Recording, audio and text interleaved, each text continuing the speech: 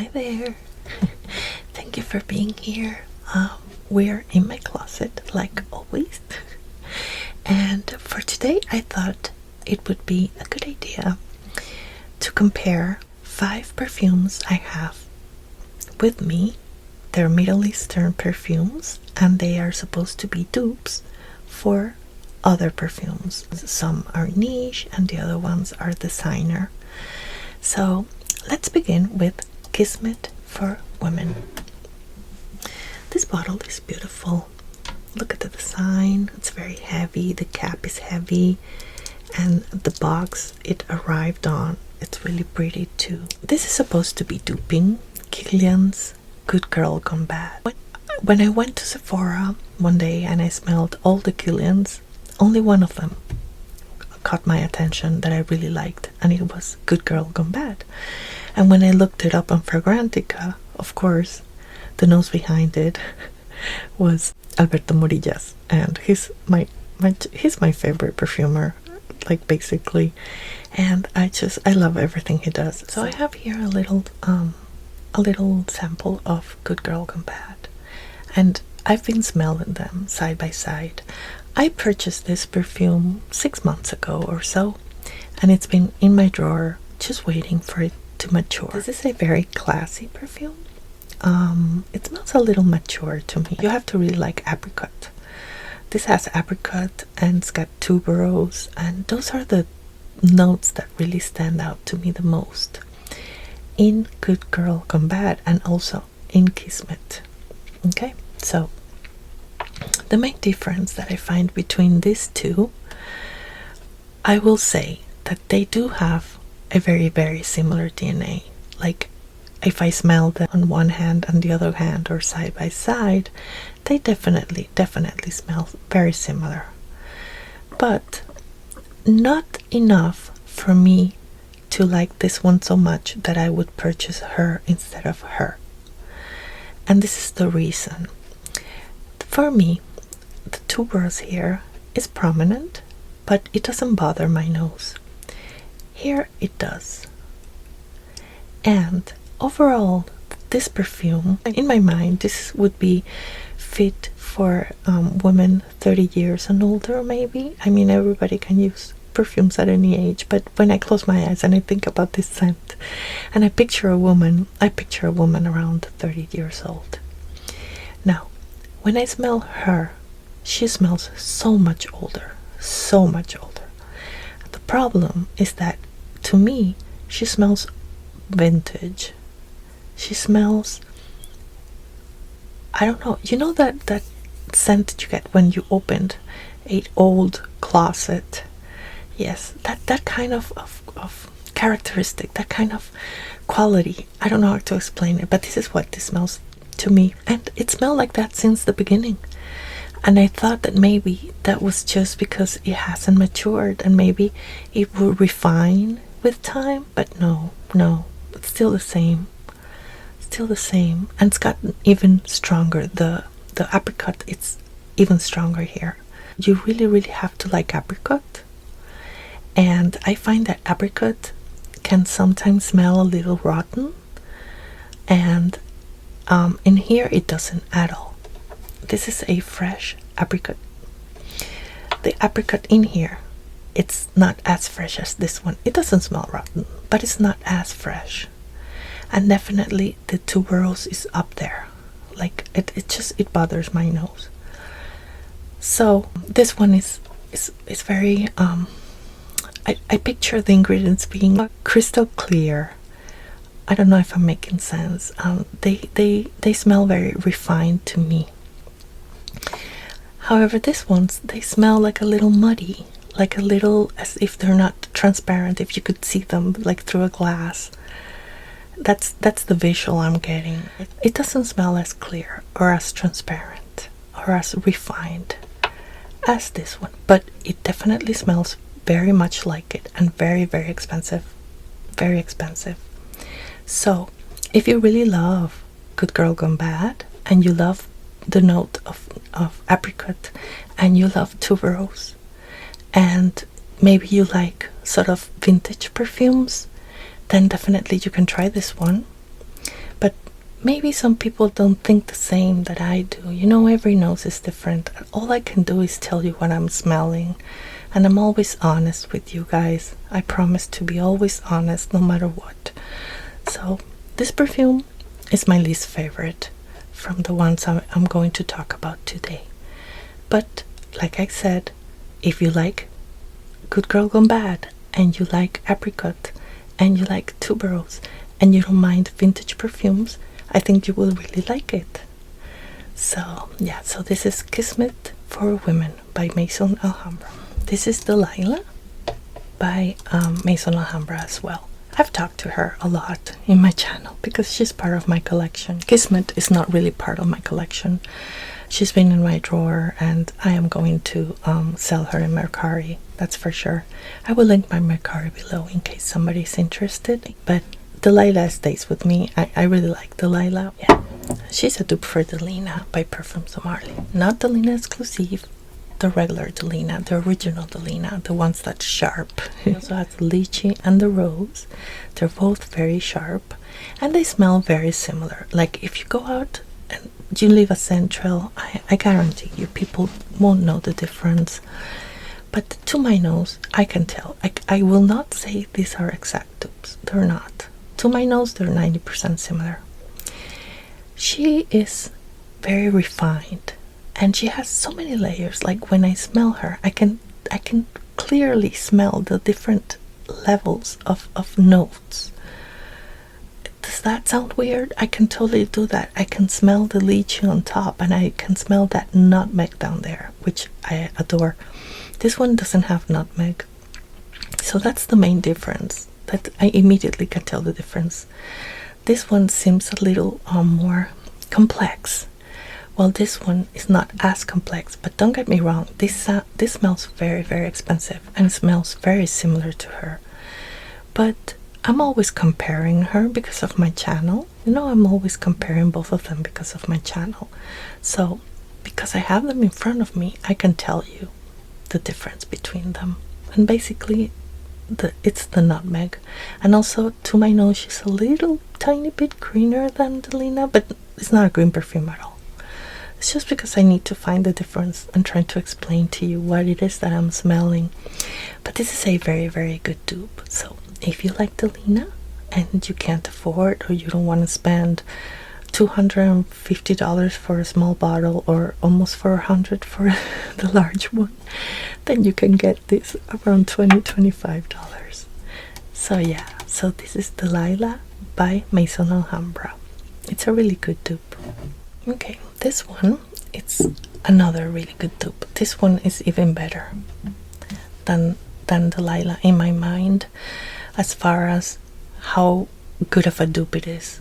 Chants Tenderina, also by Maison Alhambra, and this one is duping Chanel Chants Eau Tendre.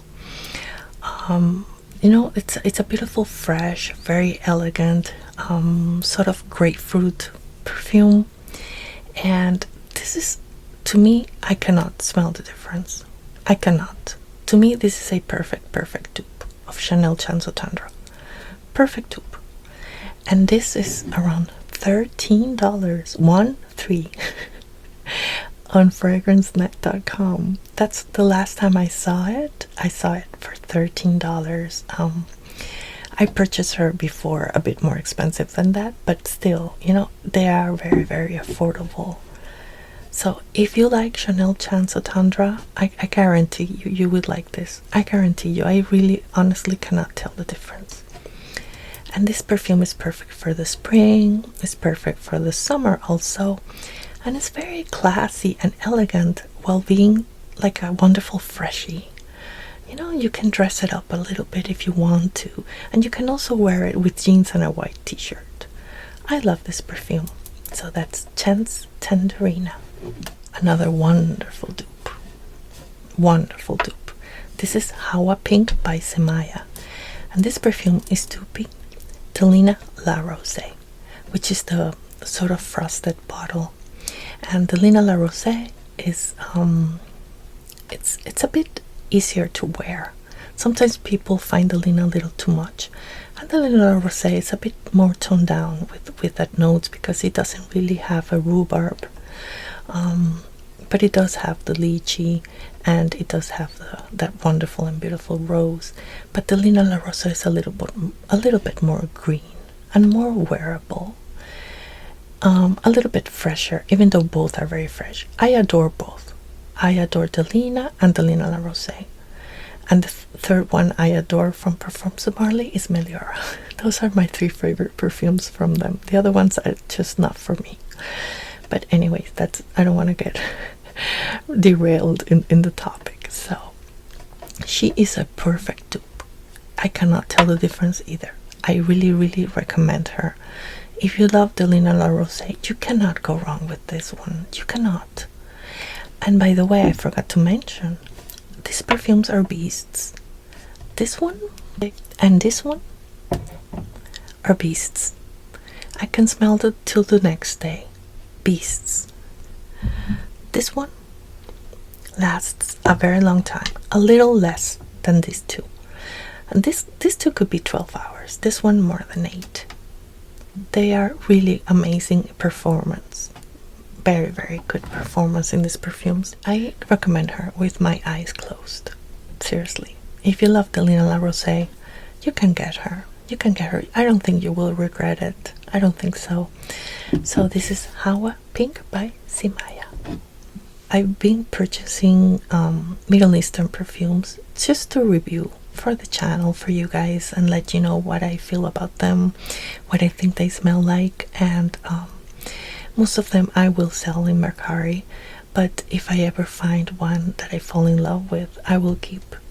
And this one, it seems to be heading that way. This is Bade'e Al Oud Sublime from Lattafa.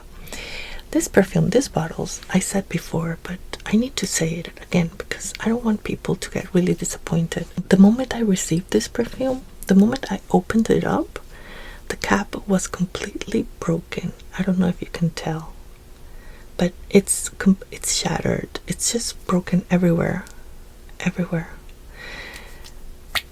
And I just feel like they're very, very fragile. These perfumes, very fragile. So I hope if you decide to purchase this, I hope you don't get bad luck like I did and receive a broken one.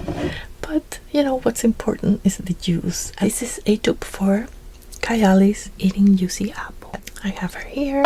I purchased the travel size because I usually do that, and I love this perfume. I love it so much that I already know that I want a full-size bottle, but now I am not sure if I will purchase a full-size bottle because this one, it smells right now amazing. To me, they smell so similar, but this perfume is quite new, so I need to give it time.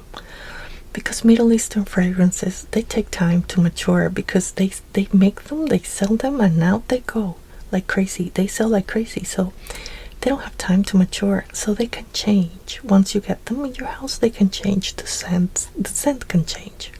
So I need to wait and see what happens. And I will get back to you guys and let you know. But so far, it smells very, very similar. It's delicious. You have to like very sharp scents. A little bit sour, like when you bite in an apple, you know, that little, a crisp biting into a red delicious apple.